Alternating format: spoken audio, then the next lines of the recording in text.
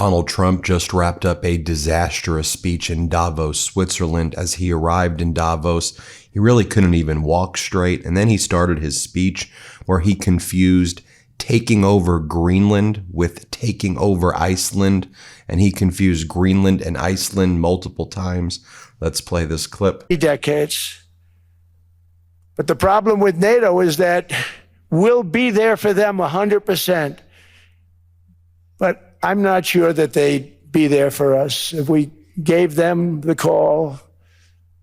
Gentlemen, we are being attacked. We're under attack by such and such a nation. I know them all very well. I'm not sure that they'd be there. I know we'd be there for them. I don't know that they'd be there for us. So with all of the money we expend, with all of the blood, sweat, and tears, I don't know that they'd be there for us. They're not there for us on Iceland, that I can tell you. I mean, our stock market took the first dip yesterday because of Iceland. So Iceland's already cost us a lot of money. But that dip is peanuts compared to what it's gone up. And we have an unbelievable future in that. And then he continued to refer to Greenland as just a block of ice. And he's like, all we're asking for is a block of ice. Just give us the block of ice, okay? Here, play this clip. So we want a piece of ice for world protection, and they won't give it. We've never asked for anything else, and we could have kept that piece of land, and we didn't. So they have a choice. You can say yes, and we will be very appreciative, or you can say no, and we will remember.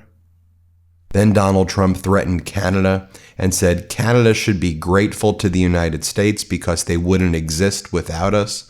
Remember that, Prime Minister Carney, the next time you give a speech, because Prime Minister Carney's speech stood up forcefully against Donald Trump's threat. So now Donald Trump threatening Canada. Here, play this clip. To just by its very nature, going to be defending Canada. Canada gets a lot of freebies from us, by the way. They should be grateful also, but they're not. I watched your Prime Minister yesterday. He wasn't so grateful. But they should be grateful to us. Canada lives because of the United States. Remember that, Mark, the next time you make your statements. What we did. Then Donald Trump starts talking about the Somalian population in America.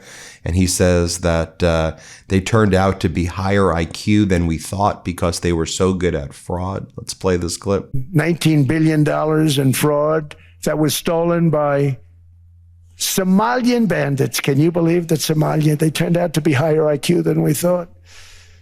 I always say these are low IQ people. How did they go into Minnesota and steal all that money? And we have, they're pirates, they're good pirates, right? But we shoot them out of the water just like we shoot the drug boats out. They're not pirating too many boats lately, do you notice? And by the way, throughout this speech, Donald Trump just sounded absolutely horrible. Just play this clip. Just listen to the way he sounds here. Here, play this clip. All caused by this horrible president, just horrible president. I'm asking Congress to cap credit card interest rates at 10% for 1 year. Then Donald Trump said that NATO refers to him as daddy, but now they don't call him daddy anymore since he says he wants to take over Greenland, and that confuses him. Here, play this clip. But in doing it, I'm helping Europe, I'm helping NATO, and I've until the last few days when I told them about Iceland, they loved me. They called me daddy, right, last time. Very smart man said, he's our daddy. He's running it. I was like running it. I went from running it to being a terrible human being. Then he whines about the 2020 election, and in front of the World Economic Forum, he continues to say that the 2020 election was rigged. Let's play it. It's a war that should have never started, and it wouldn't have started if the 2020 U.S. presidential election weren't rigged. It was a rigged election. Everybody now knows that. They found out. People will soon be prosecuted for what they did. It's probably breaking news, but it should be. It was a rigged election. Can't have rigged elections. Then Donald Trump explains why it's not sufficient that Greenland is part of NATO within the Kingdom of Denmark and why he wants to own it. He said, I can't handle something that's a licensing deal. Why would I want to protect Greenland if I have a license to it? That's why I need ownership, because if I don't have ownership, then how could there be any protection? No one protects something they just license. What are you licensing deals? What are you talking about? Do you understand the way NATO works? Like, do you understand anything? This is truly the worst speech ever. Here, play this clip. So what we have gotten out of NATO is nothing except to protect Europe from the Soviet Union and now Russia. I mean, we've helped them for so many years. We've never gotten anything, except we pay for NATO. And we paid for many years until I came along. We paid for, in my opinion, 100% of NATO because they weren't paying their bills. And all we're asking for is to get Greenland, including right title and ownership, because you need the ownership to defend it. You can't defend it on a lease. Number one, legally it's not defensible that way, totally.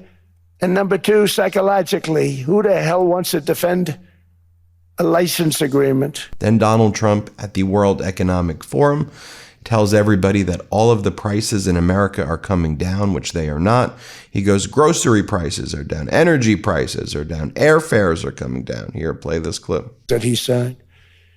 But now grocery prices, energy prices, airfares, mortgage rates, rent, and car payments are all coming down, and they're coming down fast. We inherited a mess, but we've done a hell of a job in 12 months.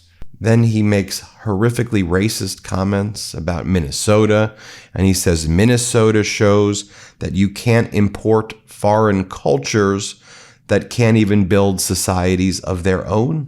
Play this clip. Military. The situation in Minnesota reminds us that the West cannot mass import foreign cultures which have failed to ever build a successful society of their own. I mean, we're taking people from Somalia, and Somalia is a failed, it's not a nation.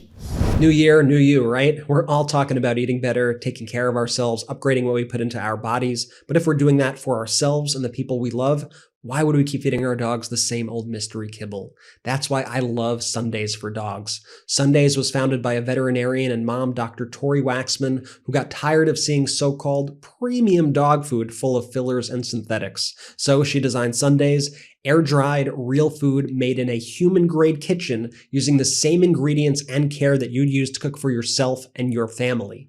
Every bite of Sundays is clean and made from 100% meat and superfoods with no kibble. That means no weird ingredients you can't pronounce and no fillers. Compared to kibble or other brands out there, Sundays invests 50 times more in its ingredients to ensure premium quality. Real premium quality, because your dog deserves food made with care, not in the interest of cost cutting. And honestly, I've seen the difference myself. My pup has more energy and a softer coat, better digestion, and honestly seems just happier and more comfortable overall. It feels good knowing that I'm feeding her the same kind of quality food that I'd expect for myself. I wouldn't want it any other way. And the best part, you just scoop and serve. No freezer, no thawing or prep. No mess, just nutrient-rich, clean food that fuels their happiest, healthiest days, so you get more of them to share together. Make the switch to Sundays. Go right now to sundaysfordogs.com/Meidas30 and get 30% off your first 3 orders. Or you could use code Meidas30 at checkout. That's 30% off your first 3 orders at sundaysfordogs.com/Meidas30. sundaysfordogs.com/Meidas30, or use code Meidas30 at checkout. That's MEIDAS30. Then he talks about how he spoke to a lady from Switzerland. He's not sure what her position was in Switzerland, but he didn't like her. She rubbed him the wrong way, because when he said, you have to give me everything, and I'm going to tariff you more if I don't get everything, she said, no, no, no, no, no, no, no, no, Donald, please no. And that rubbed me the wrong way, he said. Here, play this clip. They make us because of us, because we never charged them anything. So they come in, they sell their watches, no tariffs, no nothing. They walk away, they make $41 billion on just us. So I said, no, we can't do that. So I'm going to bring it up. I still would have a deficit pretty substantial, but I brought it up to 30%. And the I guess Prime Minister, I don't think President, I think Prime Minister called a woman, and she was very repetitive. She said, no, no, no, you cannot do that, 30%. You cannot do that. We are a small, small country. I said, yeah, but you have a big, big deficit. You may be small, but you have a bigger deficit than big countries. He said, no, no, no, please, you cannot do it. Kept saying the same thing over and over. We are a small country. I said, but you're a big country in terms of, and she just rubbed me the wrong way, I'll be honest with you. And then Donald Trump says that he's helping Minnesota. They just don't realize it yet, but they should be grateful for what he's doing to them. Here, play this clip. 11,888 murders, we've gotten most of them out. And then ICE gets beat up by stupid people from leadership in Minnesota. We actually are helping Minnesota so much, but they don't appreciate it. Most places do. You know, Washington. Then he says that he just realized, and he's speaking in Davos in Switzerland, he says that Switzerland is only a great country because of him and the United States of America. Play this clip. I mean, like you wouldn't believe. And I know so many people from Switzerland, incredible place, incredible, brilliant place. But I didn't realize that they're only good because of us. And there's so many other examples. I mean, us, probably other places, but a majority of the money they make is because of us. Because Donald Trump then says we're bringing back battleships, that those don't exist anymore. We're bringing them back. The beautiful ones, like they had in the World Wars. Here, play this clip. Budget of $1.5 trillion. We're bringing back battleships. The battleship is 100 times more powerful than the great battleships you saw in World War II, those great, big, gorgeous ships, the Missouri, the Iowa, the Alabama. Because I thought maybe we could take them out of mothballs. They said, no, sir, these ships are 100, think of that, 100 times more powerful than those big, big, magnificent pieces of art. Then Donald Trump says that that these missiles, these Patriot missiles, would cost $50 million, but they would take many years. And he said, my chauffeur can do a better job making these missiles. Okay, here, play this clip. I mean, they were making $50 million, but it would take them 3 years to give you a Patriot missile. I said, that's not good. My chauffeur can do a better job than that. And he makes slightly less than 50.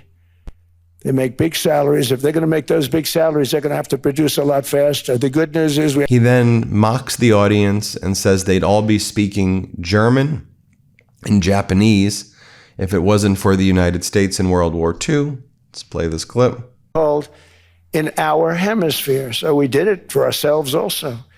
And then after the war, which we won it big. Without us, right now you'd all be speaking German and a little Japanese, perhaps. After the war, we gave Greenland back to Denmark. How stupid were we to do that? But we did it. Then Donald Trump says, but I'm probably not going to invade Greenland. He goes, the only way we'd get it, I guess, is if we use excessive strength and force. But I'm probably not going to do that. Here, play this clip. Here. Yes, he's here. Hello, Mark. We never asked for anything, and we never got anything. We probably won't get anything unless I decide to use excessive strength and force, where we would be, frankly, unstoppable. But I won't do that. Okay? Now everyone's saying, oh, good. That's probably the biggest statement I made, because people thought I would use force. I don't have to use force. I don't want to use force. I won't use force. All the United States is asking for is a place called Greenland, where we already had it as a trustee, but respectfully returned it back to Denmark not long ago after we defeated the Germans, the Japanese, the Italians, and others in World War II. We gave it back to them. Then Donald Trump says that he told Benjamin Netanyahu to stop taking credit for the Golden Dome. And he said, that's our Golden Dome. Let's play this clip. What we did for Israel was amazing, but that's nothing compared to what we have planned for the United States, Canada, and the rest of the world. We are going to build a dome like no other. We did it. We did it for Israel. And by the way, I told Bibi, stop taking credit for the dome. That's our technology. That's our stuff. But they had a lot of courage, and they were good fighters, and they did a good job. And then he talks about, California Governor Gavin Newsom's there. And then Donald Trump goes on this rant and says, I like Gavin Newsom. I like Gavin Newsom. Here, play this clip. We can do that all over. We're going to help the people in California. We want to have no crime. I know Gavin was here. I used to get along so great with Gavin when I was president. Gavin's a good guy. And we're going to, if he needed it, I would do it in a heartbeat. I'd love to see. We did help them a lot in Los Angeles, a lot with the early in my term when they had some problems. But we would love to do it. I will say this, if I were a Democrat governor or whatever, I would call up Trump. I'd say, come on in, make us look good, because we're cutting crime down to nothing. And we're taking people out, career criminals who are only going to do bad things, and we're bringing them back to their countries. But where we've done it has been amazing, and we have a capacity to do it at much greater levels. Then after he walks out, someone asks him about what information would he need to confirm that there actually is no genocide against white people in South Africa taking place. And he goes, I don't need anything. I know it's taking place. Let me share this with you. Happened today. What would it make you believe that there is no white genocide, Mr. President, in South Africa? Well, we have seen the numbers, we've seen the records, and it is taking place. Mr. President, That's what happened in Davos moments ago. We'll keep you posted every step of the way here on the MeidasTouch Network. Thanks for watching. Want to stay plugged in? Become a subscriber to our Substack at MeidasPlus.com. You'll get daily recaps from Ron Filipkowski, ad-free episodes of our podcast, and more exclusive content only available at MeidasPlus.com.